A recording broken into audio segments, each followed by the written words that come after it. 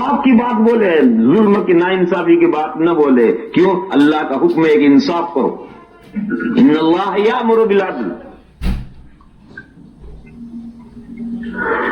ہمارے یہاں گھروں کے اندر چھوٹے چھوٹے معاملات پیش آتے ہیں. ساس بہو کے جھگڑے،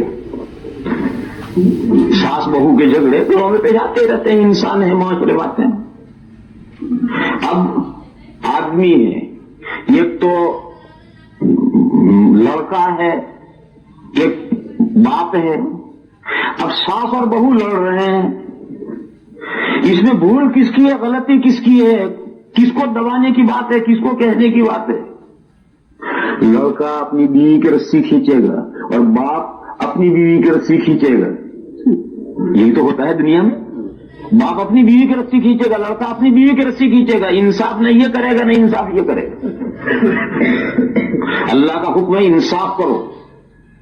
اللہ کا حکم ہے انصاف کرو. باپ کو بھی یہ حکم ہے کہ تم دیکھ رہے ہو گھر میں ساس بہو کے درمیان میں کوئی اختلاف ہو رہا ہے، تو سوچ کر غور کر کے جس کی غلطی ہے اسے دبا کر کو جھگڑا ختم ہوگا. اور غلط رسی کھینچو گے جھگڑا ختم نہیں ہوگا اور بڑھے گا. بیٹے کو بھی یہ حکم ہے کہ دیکھ غور کر کہ ماں اور بہو بیوی کے درمیان میں کون صحیح اور کون ناانصافی کرتے.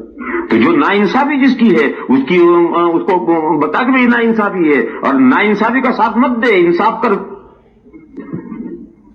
اس میں بیٹے کو ماں کا ادب ملحوظ رکھنا چاہیے. بیٹے کو ماں کا ادب ملحوظ رکھنا چاہیے. نہیں کہ اس نے دیکھا کہ یہ ناانصافی میری ماں کی ہے تو وہ ماں کے ساتھ لڑنے لگے. یہ بیٹے کے لیے شایع نشان نہیں ہے. بیٹے کو ماں کا ادب بہرحال اسے ملحوظ رکھنا ہے، لیکن اسے غلط بیوی کی رسی نہیں کھینچنی. لیکن اور اگر قصور ماں کا ہے تو ماں کی رسی بھی نہیں کھینچنی. جو انصاف ہے وہ انصاف کرو. اسی لیے نکاح کے موقع پر 3 آیتیں پڑھی جاتی ہیں. ہم لوگ وہ آیتیں پڑھتے ہیں اور سمجھتے کچھ نہیں.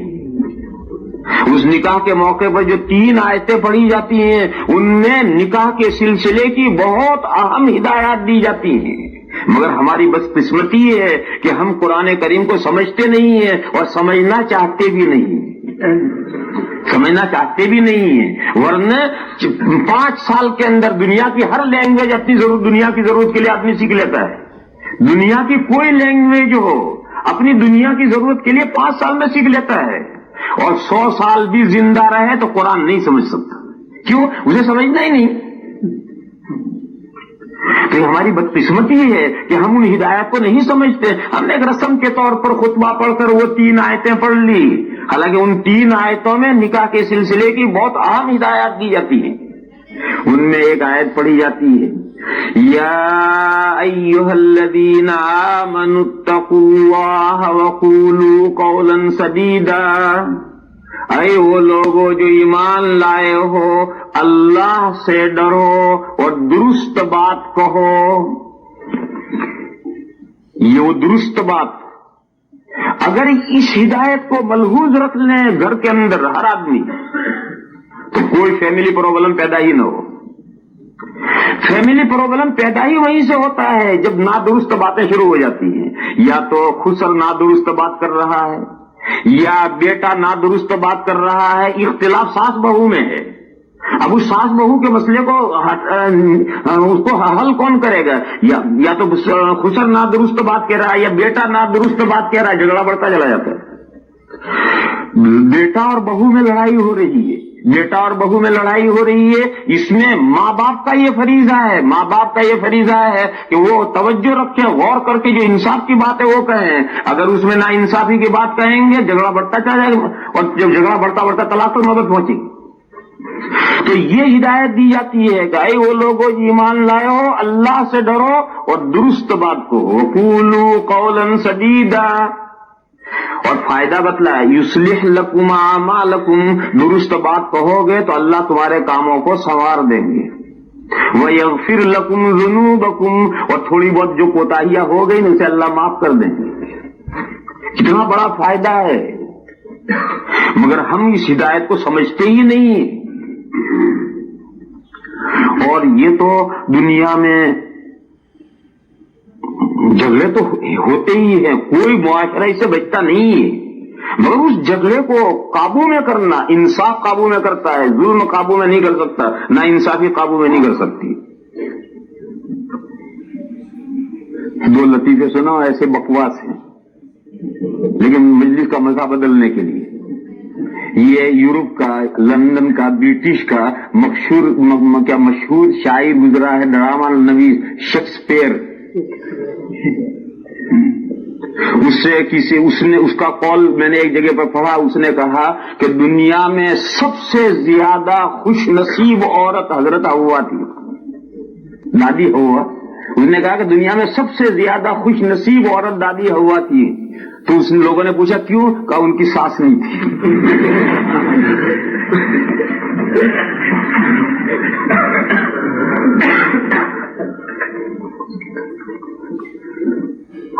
یہ تو سمجھ گئے نا اس کو؟ اب دوسرا سنو۔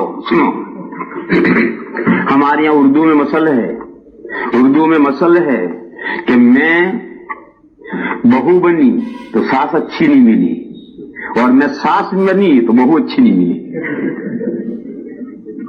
ہماری اردو کی مسئلہ ہے، سمجھے نہیں اسے؟ ہماری اردو کی مسئلہ ہے کہ عورت کہ جس دن میں بہو تھی بنی تو مجھے ساس اچھی نہیں ملی، اور جب میں ساس بنی تو بہو اچھی نہیں ملی۔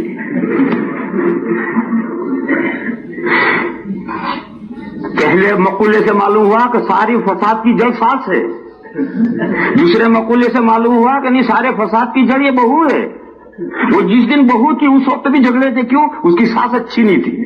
پھر جب اس کی اولاد بڑی ہو کر اس کے یہاں بہو آئی تو بھی جھگڑے، کیوں؟ بہو اچھی نہیں ملی۔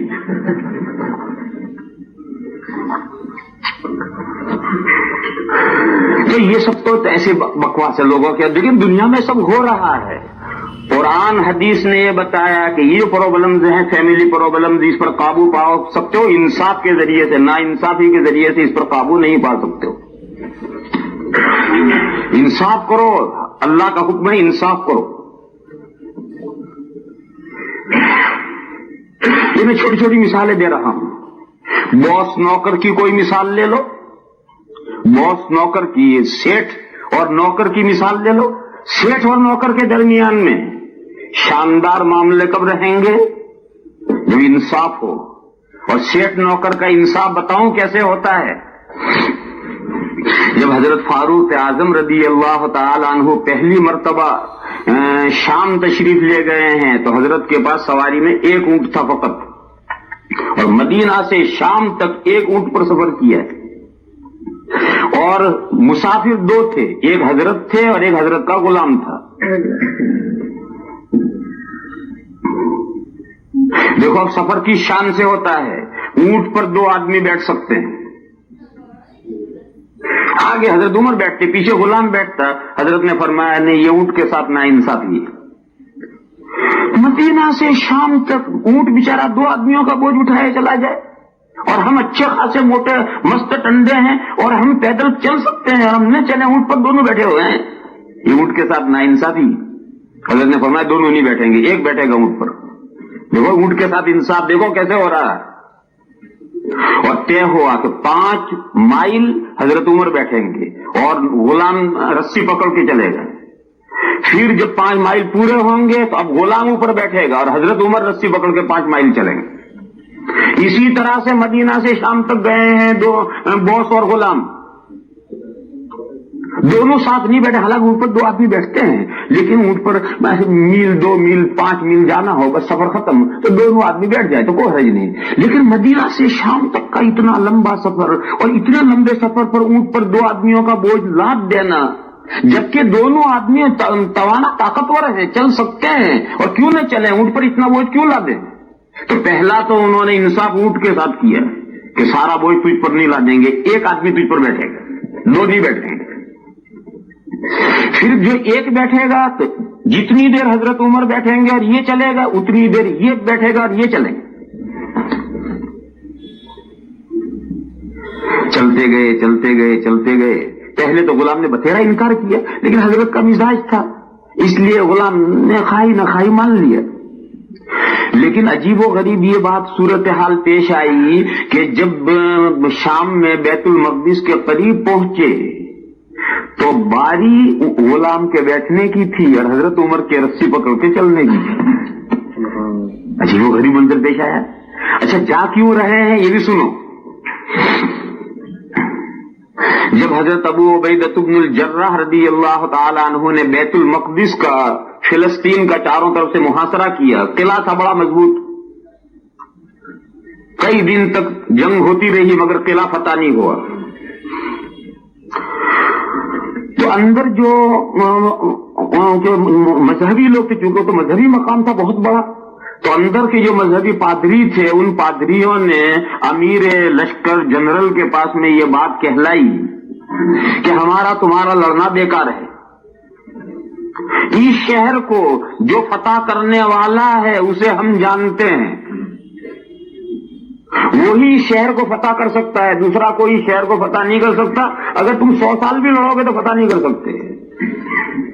وہ جو ہے اسے ہم جانتے ہیں، لہذا تم اپنے امیر کو قلعے کے قریب میں لاؤ اور ہم اسے اپنی کتابوں کی علامتوں سے اسے دیکھنا چاہتے ہیں کہ وہ جو ہمارے شہر کو فتح کرنے والا وہ تمہارا امیر ہے یا نہیں. تو حضرت ابو عبیدہ بن الجراح کمانڈر ان چیف تھے، وہ گھوڑے پر بیٹھ کر کے قلعے کے قریب گئے. اوپر قلعے کے اوپر پادری کتابیں لیے بیٹھے تھے، انہوں نے بہت غور سے مطالعہ کیا اور غور سے مطالعہ کر کے اجازت دی آپ جائیے. اور انہوں نے کہلوایا کہ تم فتح نہیں کر سکتے ہو، ہم جو امیر فتح کرے گا وہ تم نہیں ہو، تم کتنا بھی لڑ لو اس شہر کو نہیں فتح کر سکتے. یہ بتاؤ تمہارا کوئی اور امیر ہے یا نہیں؟ تو انہوں نے کہلوایا کہ نہیں، ہمارا جو اصل امیر ہے وہ تو امیر المومنین مدینہ میں بیٹھے ہیں، حضرت عمر ہیں، یہ تو لشکر کے امیر ہیں. تو پھر ان پادریوں نے یہ کہا کہ وہ جو تمہارے امیر ہیں مدینہ میں، جو سب سے بڑے امیر ہیں، انہیں بلاؤ، ہم انہیں دیکھیں گے. اگر ہماری کتابوں کی علامتوں کے مطابق وہی ہیں تو ہم بغیر لڑائی کے دروازے کھول دیں گے، اور اگر وہ نہیں ہے جو ہماری کتابوں میں نشانیاں ہیں تو پھر تم کتنا بھی لڑ لو اس شہر کو فتح نہیں کر سکتے. لہذا انہیں بلاؤ، ہم اسے دیکھیں گے.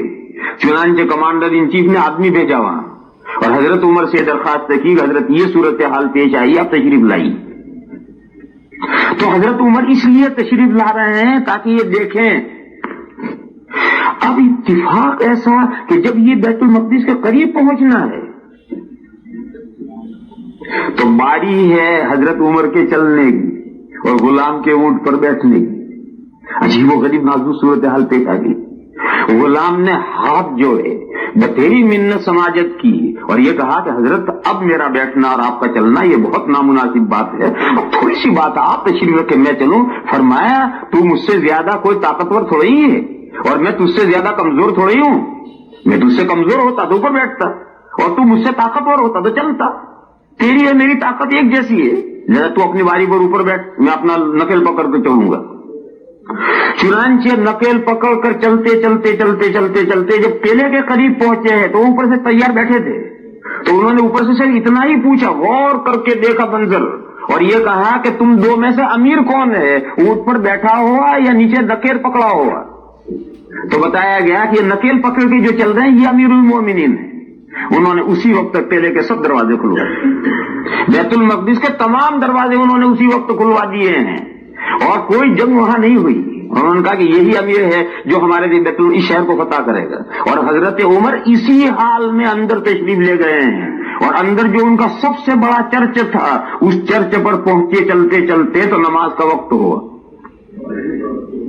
تو اب نماز پڑھنی ہے، نماز کا ٹائم ہو گیا. تو ان پادریوں نے درخواست کی کہ امیر المومنین سے کہ آپ یہاں نماز پڑھ لیں. حضرت عمر نے فرمایا نہیں، میں یہاں نماز پڑھوں گا، مسلمان یہاں اپنے حق کا دعویٰ کر لیں گے. لہذا اس چرچ سے ہٹ کر جہاں کوڑی ڈالی جاتی تھی اور سب وہاں ایسی جگہ تھی، وہ جگہ صاف کروائی اور جگہ صاف کروا کر کے حضرت عمر نے وہاں نماز پڑھی. وہ جہاں حضرت عمر نے نماز پڑھی جو وہاں اس وقت مسجد عمر بنی ہوئی ہے، وہ چرچ الگ ہے اور وہ مسجد عمر وہاں بنی ہوئی ہے. اس چرچ نے ان کی درخواست اور ریکویسٹ کے باوجود حضرت عمر نے نماز نہیں پڑھی کہ میں یہاں نماز پڑھوں گا، مسلمان دعویٰ کر لیں گے ہمارے امیر نے نماز پڑھی. تو کوڑی کی جگہ پر جا کر نماز پڑھی اور وہی مسجد بعد میں بنی. تو مجھے تو اس واقعے میں یہ بتانا تھا کہ اگر انصاف نہ ہوتا تو ساری جو ان کی علامتیں تھی وہ علامتیں ساری بگڑ جاتی. ان کی علامت یہ تھی کہ جو اس شہر کا فتح کرنے والا امیر ہے وہ اس حال میں آئے گا کہ اس کا غلام اونٹ پر بیٹھا ہوگا اور وہ نکیل پکڑ چل رہا ہوگا. دیکھو اس ایک انصاف نے سارا مسئلہ آگے حل کر دیا. اور اگر وہاں نا انصافی ہو جاتی کہ چلو بھائی ٹھیک ہے اب قریب آ گیا شہر, چل غلام تو چل لے میں اوپر بیٹھتا ہوں, تو سارا مسئلہ ہی بگڑ جاتا ہے. یہ چھوٹی چھوٹی مثالیں ہیں ایسی. اب میں سمجھتا ہوں کہ آپ حضرات سمجھ گئے ہوں گے مسئلے کو اچھی طرح سے. ایسی اب اپنے ذہنوں میں پھیلاتے جاؤ, بہت ساری مثالیں ہیں. یہ ساری مثالیں عدل و انصاف کے تحت میں آتی ہیں, اور اللہ کا یہ حکم ہے کہ انصاف کرو. اگر انصاف کرو گے زندگی اتنی خوشگوار بن جائے گی کہ اس سے زیادہ بہتر کوئی زندگی خوشگوار نہیں بنے گی.